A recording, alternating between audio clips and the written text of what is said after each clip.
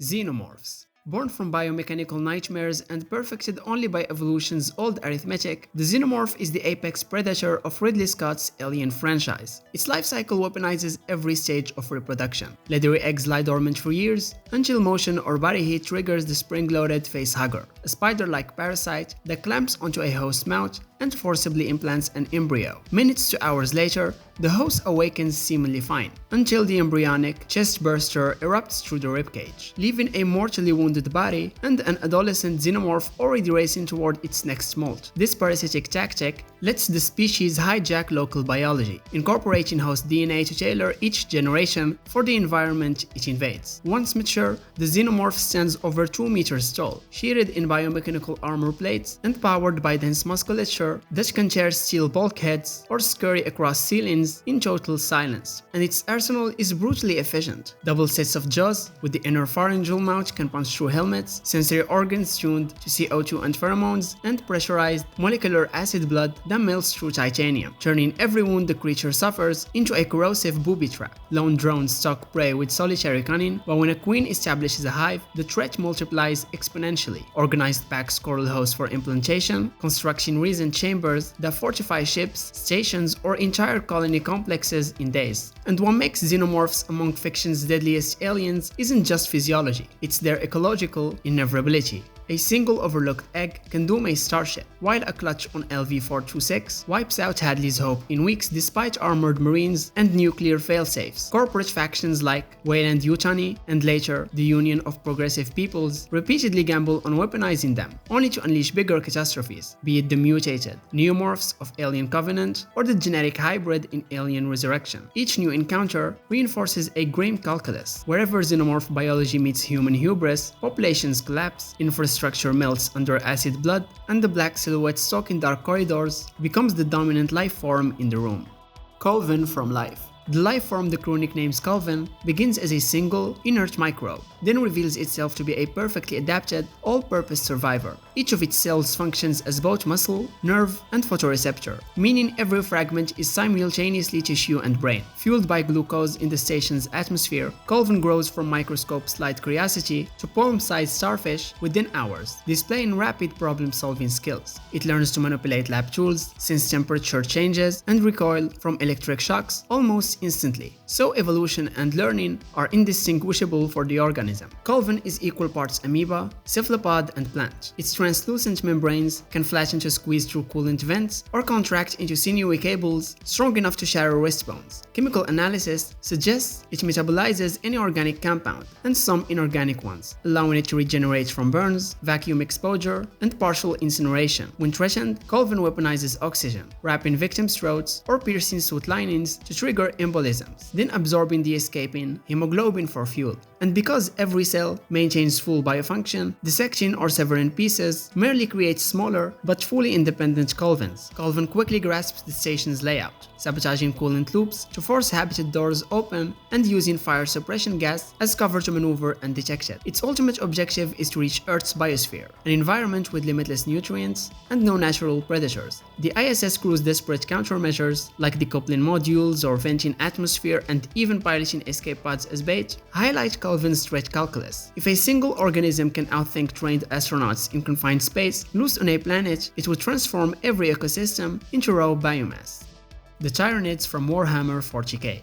They are an extragalactic composite species of hideous, insectoid xenos. They actually comprise an entire spacefaring ecosystem comprised of innumerable different bioforms which are all variations on the same genetic theme, but actually they are a single, superorganism that views the Milky Way as nothing more than a buffet of DNA and raw nutrients. They travel in hive fleets, live in armadas of bioships bred for interstellar travel, each guided by an all-encompassing psychic presence called the hive mind. As the fleet approaches a world, trillions of spore pods rain from orbit, birching waves of bioengineered horrors. Sky-claimed hormigons overrun trenches, serpent-thick trigons burrow up from the mantle, and skyscraper-tall hierophants level fortress cities in minutes. Every Tyranid creature is grown for a role: soldier, artillery, aircraft, and even the ships themselves. And every corpse, friend or foe, is sucked dry and recycled into the next generation of beasts. Central to their strategy is synapse control. Smaller creatures act on instinct until a synapse organism like warriors, tyrants, or the dreaded Norn Queen links them to the hive mind, transforming a mindless swarm into a flawlessly coordinated army that learns in real time. Shooting down a claw-armed carnifex might buy seconds before its carcass dissolves into nutrient slurry, sucked up by capillary showers and pumped back into biovats beneath the planet's crust. On a galactic scale, the Tyranids represent an ecological apocalypse. Hive Fleet's Behemoth, Kraken, and Leviathan alone have consumed thousands of worlds, yet the Imperium's astropaths sense far larger tendrils still crossing intergalactic voids. Exterminatus bombardments, even Orkwags, only delay the inevitable, because every surviving spore carries the genetic memory of what killed its forebears. Unless the galaxy can devise a permanent solution, something even the Adeptus Mechanicus, Elder Farseers, and Chaos Gods have yet to manage, the Tyranids will eventually metabolize every ocean, forest, and city into biomass, then drift onward in search of the next galaxy to strip bare. The Forerunners. Once the undisputed stewards of the Milky Way, they were an ancient post-singularity civilization that soared a million years ahead of humanity in biology, architecture, and metaphysics. Towering 3 to 4 meters tall and encased in ornate self-healing armor, they mastered hard light engineering, solid-state photons that could be sculpted into buildings, starships, or weapon blades at will, and their society revolved around the mantle of responsibility, a quasi-spiritual doctrine that deemed them guardians of all living things. Yet that creed coexisted with ruthless social stratification. Builder, warrior servant, and life worker case each bioengineered to their roles, overseen by planet-sized AI constructs called Metarchs. When the parasitic flood erupted, the Forerunners' near omnipotence proved tragically finite. Conventional fleets and even planet-cracking magnet spheres failed, forcing them to a genocidal last resort. The Halo Array, 7 ring-wheeled superweapons calibrated to obliterate all neural complex life in the galaxy, starving the flood of hosts. Simultaneously, they hit seed vaults, called shield worlds, and the Librarian's conservation sphere, preserving DNA samples and cultural records to reseed life after the firing. The cataclysm succeeded, but at the cost of the Forerunners themselves, who either perished, transcended, or went mad in cryogenic exile. But their extinction didn't end their influence, it weaponized it. Millennia later, humanity stumbles over dormant Halo rings, guardian constructs, and sleep space portals that still obey Forerunner command codes. Rogue ancillae, such as 343 Guilty Spark or Mendicant Bias, manipulate events according to long-buried protocols, while Promethean Knights, armored warframes animated by digitized soldier essences, continue to enforce a dead empire's will, and their ghost architecture can sterilize star systems, and their AI can override modern fleets, and their ethical paradox, protecting life by destroying it, still shapes the fates of every species trying to survive in the galaxy they once ruled. Yautja, aka the Predators. They are a technologically advanced warrior species whose entire culture revolves around ritualized big game hunting. Standing over 7 feet tall with dense musculature and natural infrared vision, they augment their already formidable physiology with an arsenal purpose-built for sport. Light-blending cloaking fields that render them nearly invisible, shoulder-mounted plasma casters that track heat signatures, and retractable wrist blades for close-quarters trophy kills. And their biomasks don't just enhance sight, they record hunt data, translate languages, and supply atmosphere filters. Yet raw tech isn't the point. Their hunts are bound by a strict honor code. Worthy targets must possess weapons or fighting skill, so unarmed civilians, pregnant humans, and children are traditionally off limits, and failure carries brutal consequences, as a disgraced predator may activate the wrist-mounted self-destruct device, vaporizing itself and everything nearby to erase dishonor and protect Yautja tech. Hierarchy within a clan is earned through trophies, xenomorph skulls, human spinal columns, or the dreadlocks of rival hunters.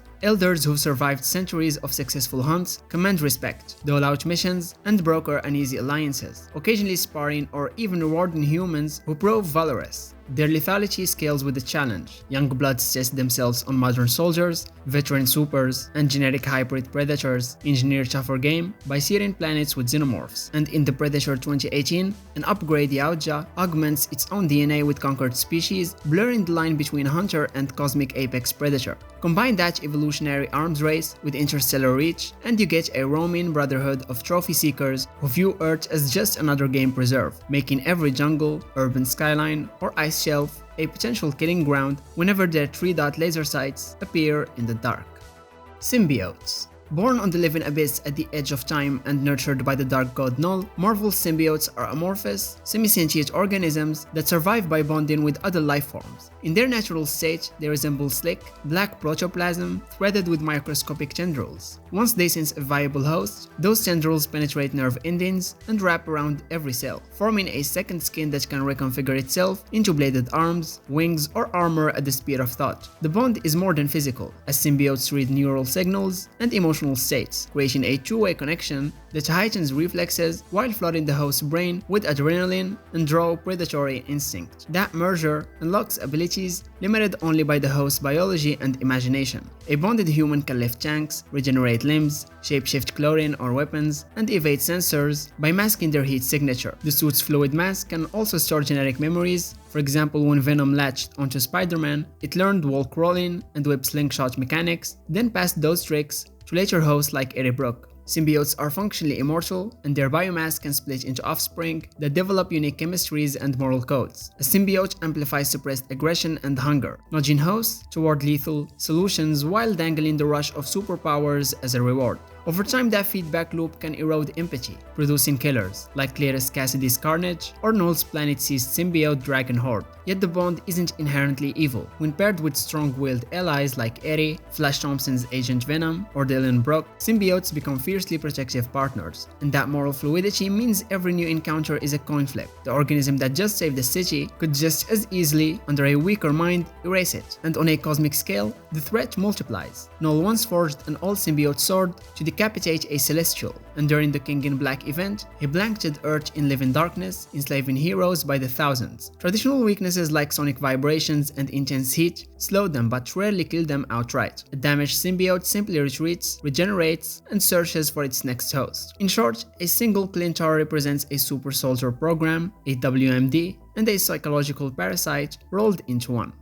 The Reapers. Colossal in both scale and purpose, the Reapers of Mass Effect are self-aware starships constructed from the harvested DNA of entire civilizations. Their origin lies with an ancient, synthetic race that sought to solve the chaos of organic evolution by instituting a 50,000-year galactic cycle. Whenever a spacefaring species reached a technological zenith, the Reapers emerge from dark space, exterminate them, and convert their genetic and cultural essence into fresh Reapers. In lore-shattering revelations in the Protheon Beacon and the ME3 Catalyst, we learn that the first Reaper, Harbinger, was built from a species predating even the Protheans. Every subsequent Reaper is a Muslim chip. Its core a distorted echo of the civilization it annihilated. Each Reaper houses Element Zero cores that bend mass, allowing them to fire magnetohydrodynamic beams capable of shredding dreadnought armor in a single sweep. Their whole self-repair via nanite swarms, and they traverse the galaxy through hidden mass relays, striking without warning. But their most insidious weapon is indoctrination, a low-frequency signal that erodes free will over weeks or months, turning the most stalwart leaders into sleeper agents. Entire governments, military outposts, and scientific teams crumble from within before a signal shot is fired. Ensuring resistance is fractured by the time the harvest begins, and those captured alive are converted into cybernetic husks, marauders, and brutes, biomechanical shock troops that supplement each Reaper's overwhelming firepower with planet-side invasions. And they created the Citadel as both a political hub and covert relay to summon the fleet. They seeded mass relay technology millennia ago, funneling every new civilization down a single technological path they could predict and exploit. Unless the cycle is broken, every triumph of organic ingenuity becomes raw material for the next Reaper, making them not just destroyers of worlds, but also curators of an eternal galactic graveyard.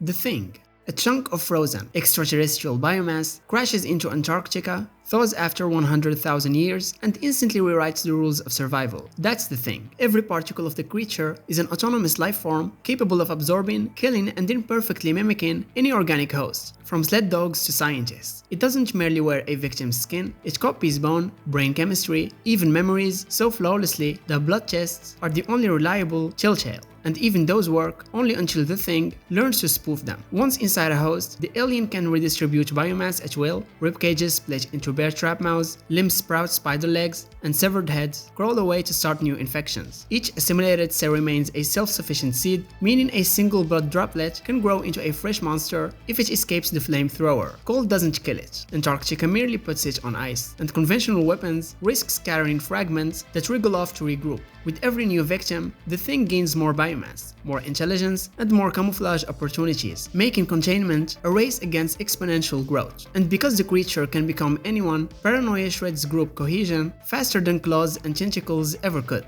Carpenter's film shows a dozen skilled researchers reduced to torch-waving wrecks, each suspecting the others while wondering about their own bodies. In a 1991 Dark Horse comic sequel, scientists calculate that if the Thing reached a population center, worldwide assimilation would follow in 27,000 hours, barely 3 years.